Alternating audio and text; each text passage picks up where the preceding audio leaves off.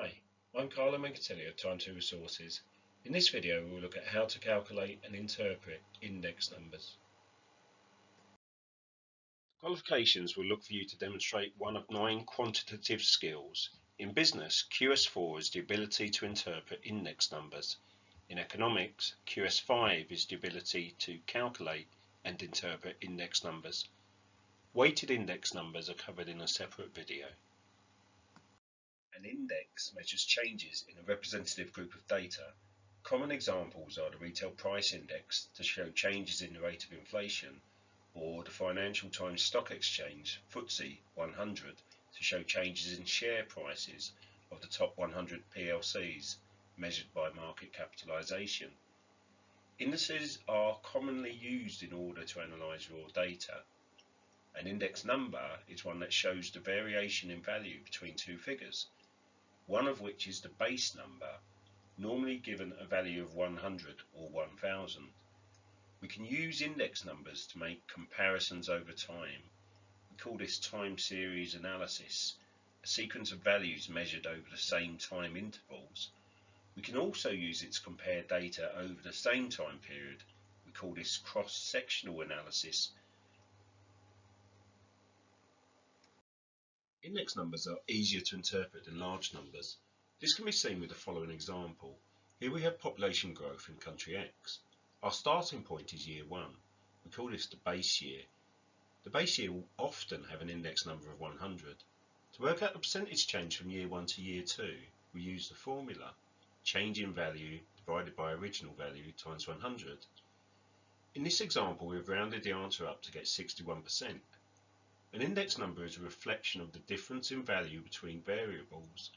Here we can see that the population changed by 61% between year 1 and year 2. We can use the figure of 61 and add it to the base year to get an index number of 161. An increase of 20% would give us a figure of 120, 40% 140, and so on. Why not pause the video and see if you can do the same for year 3 compared to the base year? Hopefully you got the answer of 93% and a figure of 193. An easier way of working out the index number is simply to divide the new value by the base value and multiply it by 100. This will give you the actual index number. It is important to remember that we use index numbers as a comparison with the base number. The base year is the original value. In this example, between 2021 and 2022, we have a change in value of 25, an original value of 50. 25 divided by 50 times 100 equals 50%, so the index number increases by 50 from 100 to 150. If we want to find out 2020, we have a change in value of 25, an original value of 50. 25 divided by 50 times 100 equals 50%. So the index number decreases by 50 from 100 to 50.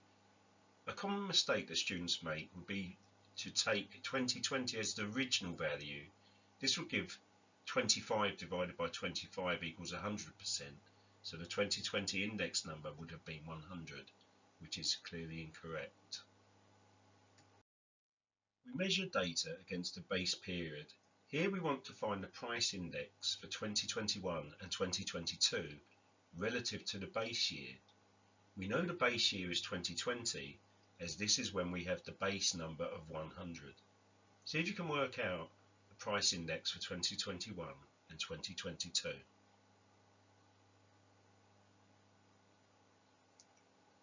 We use the formula new price over base year price times 100 to find the index number.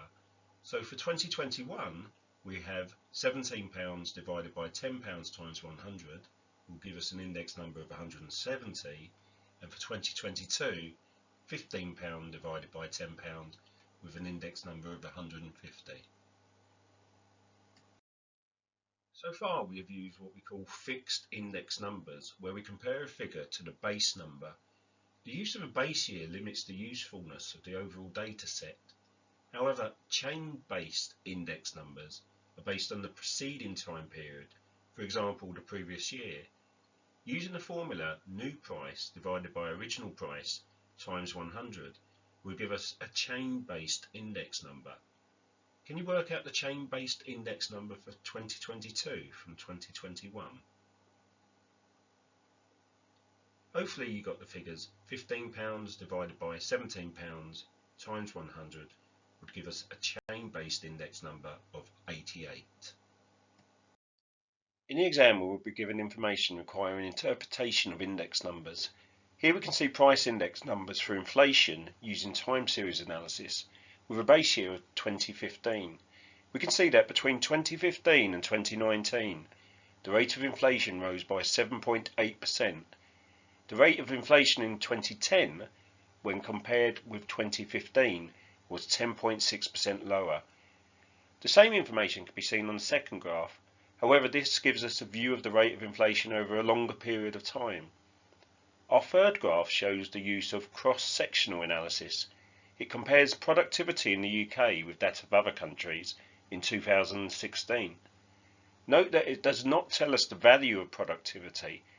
What we can see is that the UK is not doing as well as countries such as Germany and France, but is doing better than Japan. Thank you for watching this video on how to calculate and interpret index numbers. If you haven't already done so, why not sign up to the Time to Resources YouTube channel now.